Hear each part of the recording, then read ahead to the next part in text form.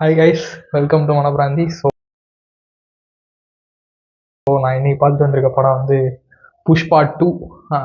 First of all வந்து புஷ்பா 1ல் நம்ம பார்த்தது என்னன்னா, அது ஒரு ரேக்ஸ் டு ரிச்சஸ் ஸ்டோரி. அவர் எப்படி ஒரு கூலியாக இருந்து அந்த சிண்டிகேட்டில் ஒரு ஒரு ஸ்டெப்பை மேலே வந்து அந்த சிண்டிகேட்டுக்கே ஹெட் ஆகிடுவார் கடைசியில். அண்ட் அவருக்குள்ளே அந்த ஒரு ஃபேமிலி டைனமிக்ஸ்னு ஒன்று இருக்கும், அந்த லவ் காட்டியிருப்பாங்க. அப்புறம் அதாவது அவங்க அப்பாவுக்கு வந்து ஒரு செகண்ட் ஒய்ஃப் பொண்ணு, அவங்க அண்ணன் வந்து ஒரு ஃபேமிலியில் ஏற்றுக்கல, அந்த லாஸ்ட் நேம் வச்சுக்கல அப்படிங்கிறது.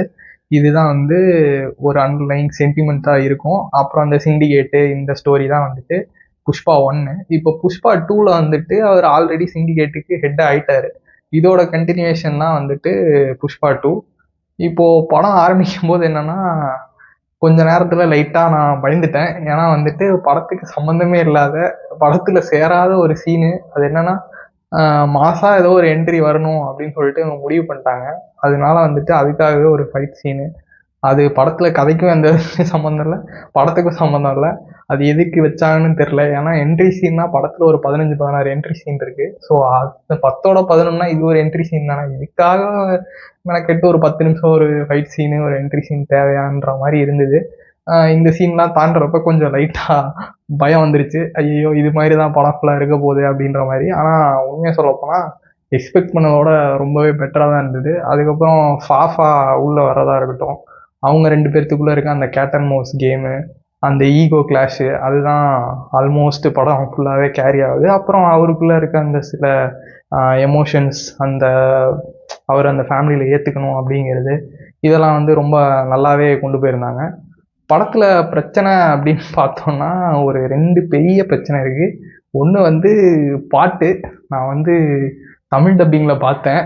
அது எழுதினோம் தெலுங்குலேயும் பாட்டு இந்த மாதிரி தான் இருக்கா, இல்லை தமிழில் தான் இப்படி இருக்கா அப்படிங்கிறது எனக்கு ரொம்ப டவுட்டாக இருக்குது. ஏன்னா ஒரு பாட்டுலாம் வருது, ஏதோ சப்புன்னு அறையா சப்புன்னு அறையா ஒரு பாட்டு சொல்லிட்டு லிரிக்ஸ் என்ன கருமன்னே தெரில, அந்த மாதிரி ஒரு பாட்டு இருக்குது. அப்புறம் எல்லா பாட்டும் ஆல்மோஸ்ட் லிரிக்ஸ் அப்படிதான் இருக்குது அண்ட் கேட்கவே முடியல. அண்டு அடுத்த நெகட்டிவ் அப்படின்னு பார்த்தோம்னா, கொஞ்சம் என்ன சொல்கிறது, ஃபைட் சீக்வன்சஸ் வந்து எப்படி மேக் பண்ணியிருந்தாங்க அப்படிங்கிறதும் லென்த்தும் தான் சொல்லணும். கிளைமேக்ஸ்லேயும் ஒரு எக்ஸ்டெண்டட் ஃபைட் சீன் வருது. அது கிளைமேக்ஸ்ன்னு சொல்லணுமான்னு கூட தெரில. ஏன்னா படம் முடிஞ்சு ஒரு 1/2 மணி நேரம் படம் ஓடிட்டு இருந்துச்சு. படம் கதை நம்ம இப்போ சொன்ன எல்லாமே ஒரு பாயிண்ட்டை முடிஞ்சிருச்சு, அதுக்கான கன்க்ளூஷன் வந்துருச்சு.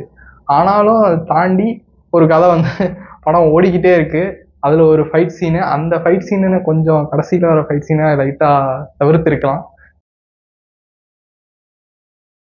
ஏன்னா வந்துட்டு அதில் அந்த மாதிரி ஒரு சில அன்ரியலிஸ்டிக்ன்றது ஓகே, அது அதுக்கும் மேலே ஒரு நாட்ச் ஏற்றிட்டாங்க, அந்த மாதிரி இருந்தது. பட் ஆக மொத்தம் இன்ட்ரெஸ்டிங்கான நிறையா சீன்ஸ் இருந்தது, நிறைய எலிவேஷன்ஸ் வந்து பயங்கரமாக ஒர்க் அவுட் ஆகிருந்துச்சுன்னு தான் சொல்லணும். படத்தோட லென்த்தை மட்டும் கொஞ்சம் கம்மி பண்ணியிருந்தாங்கன்னா, முக்கியமாக இந்த பாட்டையும் இந்த 1-2 ஃபைட் சீனை கொஞ்சம் ட்ரிம் பண்ணியிருந்தாங்கனாலே படம் வேறு லெவலில் இருந்திருக்கும். ஸோ இப்பயும் வந்து it is a very decent watch. Performances of Allu அர்ஜுனாக இருக்கட்டும், ரஷ்மிகா மந்தனாவாக இருக்கட்டும், ஃபஹத் ஃபாசிலாக இருக்கட்டும், எல்லாருமே நல்லா பண்ணியிருந்தாங்க. இவங்க 3 பேர்த்துக்கு தான் பெரிய ஸ்க்ரீன் ஸ்பேஸ் இருக்கும். அண்ட் மற்றவங்களுக்குலாம் அவ்வளோ பெருசாக ஸ்க்ரீன் ஸ்பேஸ் இல்லைனாலும் எல்லோரும் நல்லாவே பண்ணியிருந்தாங்க. அண்டு நிறைய இடத்துல சீன்ஸ் எல்லாம் வந்துட்டு நமக்கு கொஞ்சம் நல்லாவே காட்டியிருந்தாங்கன்னு தான் சொல்லணும். ஸோ இந்த படத்தை தேட்டரில் பார்க்கலாமா அப்படின்னு கேட்டிங்கன்னா, கண்டிப்பாக இது ஒரு எக்ஸ்பீரியன்ஸ். நீங்கள் தேட்டரில் போயிட்டு 3.5 hours உட்கார முடியும் அப்படின்னா கண்டிப்பாக ட்ரை பண்ணுங்கள். இவ்வளோலாம் முடிஞ்சு அந்த கதையெல்லாம் முடிஞ்சும் பார்ட் 3க்கு வேறு ஒரு லீடு வச்சுருக்காங்க. அது கொஞ்சம் அன்வான்டாக தான் எனக்கு தெரிஞ்சுது. ஆனால் அந்த நான் சொன்ன மாதிரி சில அந்த பாட்டு அந்த இதை மட்டும் கட் பண்ணிட்டோம்னாலே படம் நல்லாவே இருந்தது. So for more contents like, share and subscribe to மனப்பிராந்தி.